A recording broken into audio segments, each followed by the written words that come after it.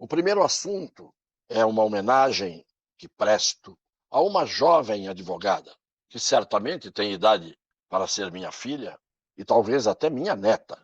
Eu me revi nela quando, aos 23 anos de idade, fiz minha primeira sustentação oral no Supremo Tribunal Federal.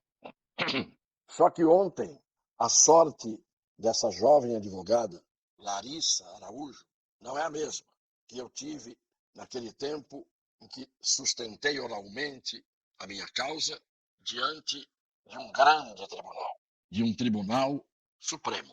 Ela ontem, os senhores vão ver as imagens, teve uma coragem de dizer o que disse e disse tudo em poucas palavras. É um critério. Se eu perguntar, eu acredito que nenhum de Vossas Excelências sabe me dizer qual que é o critério desse processo. Ninguém sabe dizer porque não tem. Fui com a sua cara, boto você para fora. Não fui, você fica preso. Vi advogados serem humilhados. Talvez por isso eu esteja com um pouco de medo aqui nessa tribuna. A OAB nunca se manifestou para defender a gente. Eu não gosto de política. Eu sempre falo para todo mundo, eu não gosto de política. Então, meu choro aqui não é por partido, é pelo meu trabalho, que é tão desvalorizado que eu nem sei o que eu estou falando aqui. A senhora pode não ter sido ouvida por aqueles 11 que deveriam ouvi-la com respeito, com admiração, com dignidade. Se a senhora não foi ouvida por eles, a senhora foi ouvida por uma grande parte dos habitantes desta nação. E a senhora, naquele momento, honrou a profissão de advogado. A senhora mostrou o que é ser advogado. Portanto, não importa que aqueles surdos que não a ouvem, e não é apenas a senhora que eles não ouvem, eles ouvem e se deliciam com a própria voz, com a voz deles mesmos. Não ouvem, não prestam atenção, não pesam os argumentos que são apresentados, mas não importa. O Brasil está ouvindo, e de tanto que o Brasil está ouvindo e vai continuar ouvindo, porque haverá, como Larissa Araújo, que é a senhora, outros que vão dizer coisas que os surdos, que são surdos quando querem, não gostam de ouvir. Vejam o Sebastião Coelho, na véspera, dirigindo-se aos mesmos surdos aos quais a senhora dirigiu a sua palavra. Nessas bancadas aqui, nesses dois lados, senhores ministros, estão as pessoas mais odiadas desse país. Infelizmente, quantas fotos eu tenho com o ministro dessa corte? Muitas. Não vi no enterro, no velório de Secunda Pertence, a pessoa que eu amava muito, para não dizer que eu estava afrontando essa corte. Mas vocês têm que ter a consciência que vocês são pessoas odiadas desse país. Essa é uma realidade que vocês têm que saber. E alguém tem que dizer isso diretamente. 2 advogados. Uma jovem advogada, Larissa Araújo, e um homem mais maduro, o doutor Sebastião Coelho, fizeram mais para dignificar a advocacia e os advogados verdadeiros do Brasil do que esta covarde, pusilânime e traiçoeira, traidora dos seus filiados, a Ordem dos Advogados do Brasil, a OAB.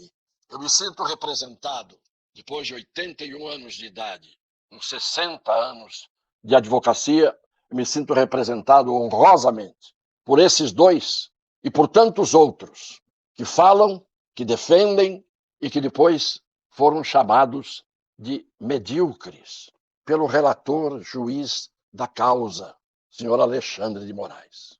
Eles não ofenderam nem a Larissa, nem o Sebastião, nenhum dos 2 ofendeu ninguém. Uma disse apenas que tinha medo e que estava falando para quem não ouve. O outro emitiu a opinião de milhões de brasileiros, apenas, sem ofensa, dizendo: esta é uma realidade. Ele diz isso. Os senhores são as pessoas mais odiadas do Brasil. Isso não é ofensa.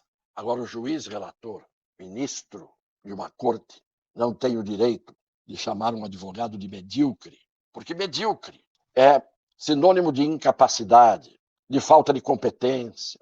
Medíocre significa ser pequeno. Mas, antes de tudo, é isto. a falta de capacidade, a falta de competência.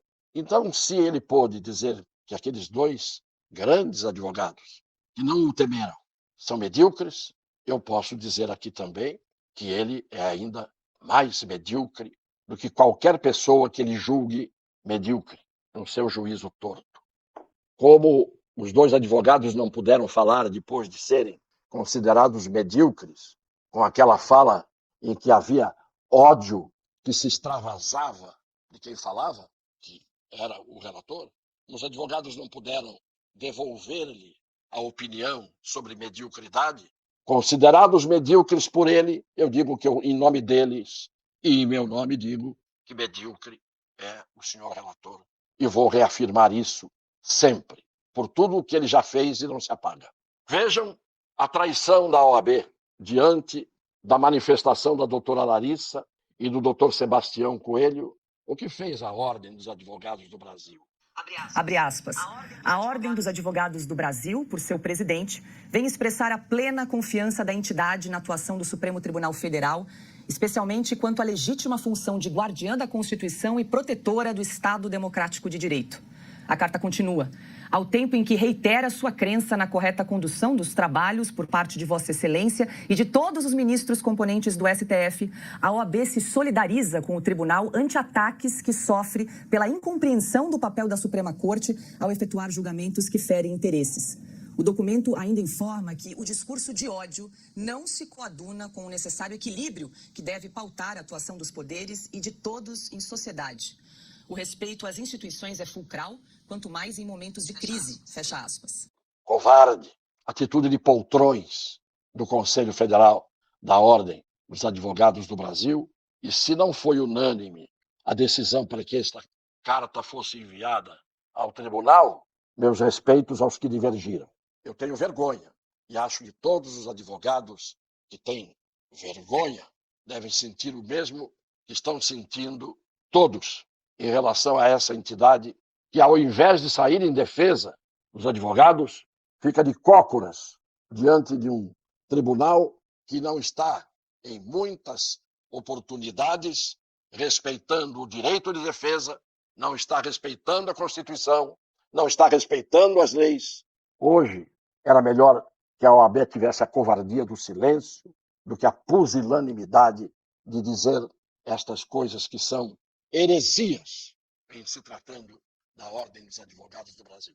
A OAB tem respeito pelas instituições? As instituições, e aí eu divirjo do meu colega Ives Gandra Martins, as instituições merecem respeito desde que seus membros façam-se respeitar.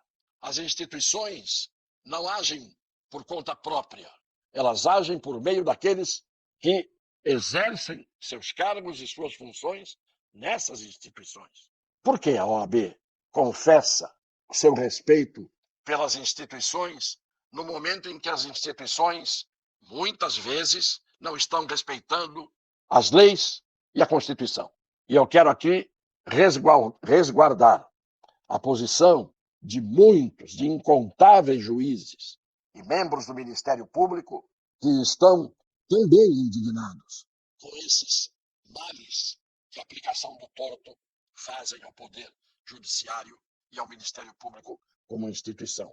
A instituição do Judiciário merece respeito. A instituição de cada poder merece respeito. Os órgãos, nem sempre. Os organismos que representam, nem sempre. Como não merece respeito o presidente do Senado Federal e vários senadores. Como não merecem respeito vários deputados. Como não merecem respeito advogados que não cumprem o seu dever. Agora, o senhor Ives Gandra, que é um homem admirável, ele diz, com toda a admiração e respeito que me merecem os ministros, mas eu tenho que dizer isto, isto e isto. Me permita, meu caro Ives Gandra, nós nos conhecemos. Eu gostaria de não vê-lo. Claro que não mudaria nada o meu conceito de excelência que tenho pelo senhor ou por você, mas eu gostaria de vê-lo não mais repetir, com todo o respeito e admiração que tenho, mas está acontecendo isto, isto, isto, isto. Não dá para a gente ter admiração e respeito por aqueles que fazem os males que nós não aceitamos. Nós temos que respeitar aqueles que fazem o bem para a justiça e para o direito incondicionalmente. Quando eles falam, insistem, com a cumplicidade também covarde, interesseira, baixa da mídia, de jornalistas extintos, de jornalistas vis, indignos da profissão, e eu também sou jornalista, como era jornalista meu pai, como foi jornalista meu irmão, como foi jornalista um tio que eu tive. Eu digo, estes jornalistas cúmplices do que está acontecendo, que aplaudem, que se regozijam com o descumprimento das leis e da Constituição, uns porque são absolutamente incultos e analfabetos, outros porque agem de má fé, outros porque fazem da profissão uma espécie de prostituição pelos seus interesses. Quando eu vejo isto acontecendo, eu fico também orgulhoso de ser o jornalista para poder dizer aquilo que não é para sustentar nenhum interesse escuso, que não é para falsear a verdade e que não é para distorcer o direito, e nem os fatos, muito menos. Finalmente, falam em golpe, golpistas, golpes, golpistas, e todo mundo já pegou o hábito de dizer que não há golpes sem armas, que não há golpes sem uma intenção de derrubar um governo ou de mudar um regime. Quem quer fazer isso se prepara muito bem, e isto não pode ser confundido com um ato de desordem, de vandalismo, de alguns tresloucados que resolveram numa tarde de domingo, diante de um cenário de os poderes vazios, e talvez instigados e incentivados por aqueles que se dizem vítimas, acabaram por agir de forma criminosa. Mas não me venham com a história de golpe, porque não há golpe sem armas, não há golpes sem conflito, sem confronto. Aquela multidão que lotou os ônibus para sair da esplanada dos ministérios mansa e pacificamente obedeceu a uma ordem dada por megafone por um oficial do Exército, que apenas disse: saiam, vão em paz, vão para os ônibus e saiam daqui em paz. E foram traídos, porque depois de entrarem nos ônibus para sair em paz, foram levados para a prisão.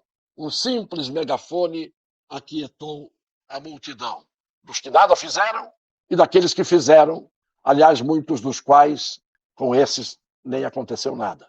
Com os que fizeram, alguns, e com os que permitiram ou queriam que aquilo fosse feito, embora parecendo ser adversários. Portanto, para terminar, quando se fala em golpe sem armas, eu vou acabar aceitando a tese. Aqueles desarmados, que eram muitos e muitos e muitos, estavam sem armas, não dispararam um tiro, não exibiram uma arma de fogo, não tinham fuzil, tanque, não tinham tropa, não tinham fardados, não tinham nada. Mas se é possível considerar golpe aquele ato condenável de uma parte da multidão, uma parte minoritária da multidão, enquanto os outros ficaram apenas quase que numa espécie de passeata indevida, mas se pode haver um golpe sem armas, eu acabo até me convencendo de que sim. Há golpes dados com o descumprimento da Constituição, golpes dados com o descumprimento das leis, golpes dados por juízes desarmados, ou melhor, armados com suas canetas e com os seus ódios ou interesses que a gente não pode, evidentemente, levianamente adivinhar. Portanto, aqueles que apontam o golpe no 8 de janeiro e desconhecem que aquilo está mal contado, talvez sejam também golpistas, que vêm perpetrando um golpismo há algum tempo já. O golpe que as pessoas costumam dizer das togas, com respeito a todos aqueles que, togados, eles honram e engrandecem as suas funções. E isto não há dúvida que existe em muito maior quantidade do que a quantidade daqueles que fazem exatamente o oposto. Se há golpe de um lado, eu me permito, por analogia e por comparação, diante dos resultados produzidos, ver golpe do lado que aponta para os golpistas. Um beijo no coração das pessoas de boa fé.